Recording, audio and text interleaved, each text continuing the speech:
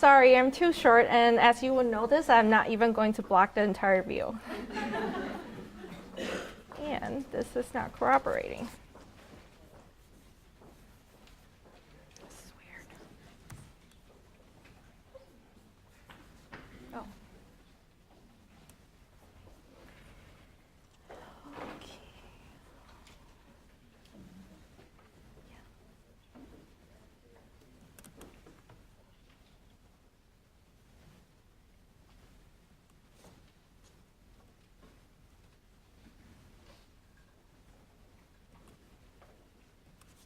Okay. Got there. So thanks to everyone who's joining us today. My name is Ariel Yang, and today I'm going to present to you the contribution of binaural cues on spatial release from masking. So before we could really dive into the experiment, I would like to provide you with some information about binaural hearing, as well as what the binaural cues are and how they affect us hearing speech and noise. So what do we know about binaural hearing? We need hearing input from both ears, and then the sound travels through the middle ear system to the cochleae. That's the plural for cochlea. And then beyond the cochleae, we have to have an intact binaural auditory pathway in order to send the information all the way to the brain for processing. Binaural auditory information refers to the auditory input that's from both ears being compared and actually processed as one piece of auditory information. So what differences between the ears are we actually comparing? One piece of information is the intraoral timing differences. As you will see in this animation, when the sound source is on one side of the head, it will actually arrive at one ear earlier than the other side. And the difference between is about 700 microseconds. When we compare the sound waves from different ears, you can see they are not identical. And as Chelsea mentioned before, they're out of phase and there's a phase difference. That's how we present the intraoral timing differences when we talk about comparing the binaural cues. Another piece of information is the intraoral level differences. And what this means is that when the sound travels in space, it actually gets attenuated by our head and torso. So the energy passing from one side of the ear, that will be softer than the other side. And as you can see in this animation, if the sound source is from the right-hand side, it's actually louder for the right ear. And it gets quieter when it reaches the left ear. So these cues, we can tell where the sounds are from in space and also better identify target speech in background noise. Further in this experiment, we will show how the cues actually affect speech understanding and noise. But before that, we have to see how they're recorded and how we can manipulate those cues. So the recording collect is what's called head-related transfer functions. It reflects how sound acoustics changes when it is traveling through a distance all the way into our ear canals. And sound acoustics are affected by where the sound is in space, and also in which direction that it reaches the head, torso, and pinna. The main features that are recorded in the HRTF are frequency, amplitude, and also phase. And that correlates to the pitch, loudness, and also time differences that we mentioned. As you can see from this picture, this is actually a keyboard that has binaural microphones that helps record HRTF. And you can see the speaker around the booth in the background that's presenting the sound signal. But for this specific experiment, we actually measure the HRTF on individual participants. So the first signal that we're going to see is presented from the front, as you can see flashing in the front. So the sound source is from the front. It's actually equal distance to ears if our ears are symmetric. So the intraoral timing difference and intraoral level differences are actually equal to 0. And as you can see from the top plot, you can see the amplitude change over different frequencies. And the red presents what's recorded from the right ear, blue from the left ear. They're actually overlapping, showing that there's not much of a loudness differences between ears. And then at the bottom plot, you can see the phase changes over frequencies, and the blue line and the red lines are actually matching up, showing that the sound is actually arriving at both ears about the same time. Then we will see what happens if we move the speaker to one side of the head, and for this example, we move it to the left side. So for the top plot, you can see the blue line has a higher amplitude than the red one. That means the left side is perceiving it louder. And then at the bottom plot, you can see that the phase has a difference in between. And we can see that the signal is actually arriving from the left ear earlier than the right ear. The next plot will show the opposite side if we present it from the opposite side. So why do we really need this information?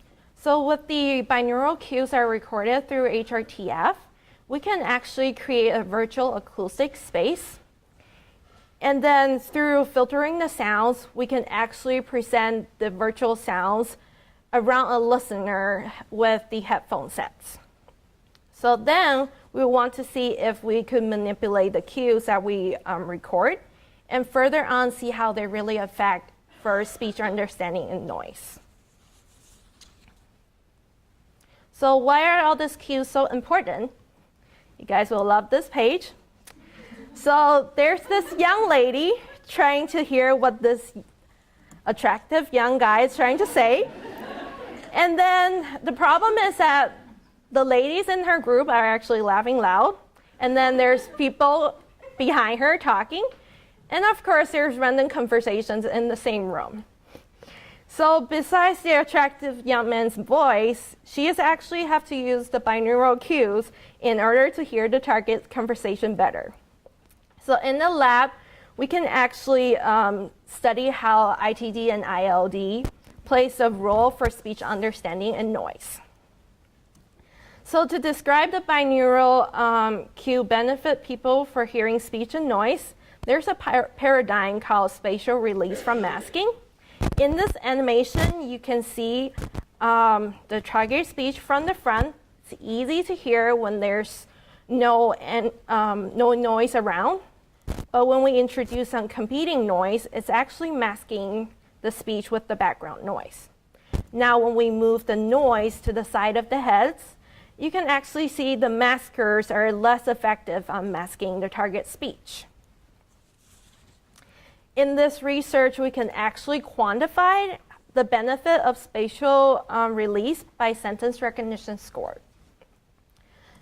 Usually, when the target speech is masked, you can actually see the participant have a poor performance and a lower score. And then when the noise are actually spatially separated, you can actually see the participants have score improvements and a better performance. So the first experiment that we want to do and see if the participants actually benefit from spatial release. And then we would like to compare the performance between free field and headphones to validate the virtual acoustic space. This is a pilot study of 8 undergrad participants, and the target signal is the IEEE sentences. Each sentence actually have 5 key words for scoring, and the masker sentences are from AZ Bio. With the full binaural cues, we can manipulate the masker location and measure its effect on speech understanding and noise. The collocated condition, which we have seen earlier, it's actually when the masker and speech sound are in the same location, and we have a different term when the masker is spatial released from it. It's called the symmetrical condition. Let's see what happens for the participants' performance. So as you can see, we have it presented through the free field, and there's 2 different conditions. And a little bit different from the earlier plot that we see, actually we're using scores, so the higher the score is actually better performance. So the performance between two different groups are actually significantly different. That means our participants are actually benefiting from spatial release. Then we introduce the signals through the headphones. The participants still have the similar spatial release from masking, but the performance between different transducers are showing to be no difference. So this is actually good for us because that validates that the acoustic space is actually validated through the headphone setting. And we can further use it for changing our cues that we need. So the second part of the experiment is actually focusing on how the cues actually affect speech understanding and noise. And why is this important and relevant to us? Rachel mentioned earlier that bilateral cochlear implant users actually receive little to no benefit sometimes from spatial release. So we really want to see if it's the surgical limitations or if it's the device limitations, because we do know that the current difficulties is how they preserve all the intraoral cues. So that's why we have our second experiment. We have our second experiment that we present the signal through the headphone set, and all the conditions are done under symmetrical conditions when we manipulate the cues. And the goal is to see if there's one cue that's more important than the other. So if you can see from this graph, you can see the first we have the full cues, and then we made the intraoral timing differences inconsistent for each trial. You can see that it switches. And then we have inconsistent interoral level differences that also shows on the graph, and it's just the informations are no longer useful for listeners to be used to localize sounds. And then the final condition is that we manipulate them both. So first we borrow the full cue condition performance from the first study, and then we could compare it to different conditions. The first comparison will be comparing it to inconsistent ITD, and there's actually no differences between. So the performance are the same. Then we compare it with the inconsistent ILDs, and the performance are still the same. Finally, we compare it to inconsistent of both cues, and this time we actually found a significant difference between the performance. And if we bring it all together back into one picture, you can see these two different performances. One is that the performance is still the same with the full cue, and then the other set will be the performance being worse when both cues are inconsistent. What's more even interesting is when we bring back the full cue co-located condition, the performance of missing both cues are actually similar to having the cues co-located. So this brings us to the conclusion page. From the first experiment, we could see virtual acoustic space are actually created through the HRTF recordings. And this allows us to manipulate the cues that we need to understand and independently see what they contribute to spatial release from masking. And then the second conclusion is with only inconsistent ITD or ILD cues, the performance are actually not that affected. But when both cues are inconsistent, that's when we see the performance actually got worse.